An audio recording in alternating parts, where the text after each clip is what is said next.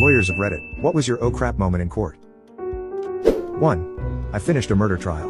I was representing the defendant. The only defense I had was that there was no body found. I knew I was going to lose the case, so for my closing argument, I looked at my watch and I told the jury that the victim was going to walk through that door in a minute. The entire jury looked over at the door waiting for the person to walk through. Of course, the person did not walk through. I then told the jury, you had to have some reasonable doubt that my client did it because you were waiting for the victim to walk through the door. That's it. That was my closing argument. Well, guess what? The jury came back with a guilty verdict. I asked the jury after, what happened? I said you all looked at the door. The jury said, yeah, we all did look at the door, but guess who did not? Your client. I look at my client and he looks at me with disappointment. I just shook my head and sat back down, questioning my existence. 2. I think this qualifies, though it wasn't me that was the lawyer. Got called for jury duty. Was at the jury selection phase, and they asked if anyone here thinks they should not. Blah blah. Defendant was in the room. I raised my hand. The defending lawyer looked at me like, oh, this ought to be good, and asked me to explain. I suggested I tell them in private. He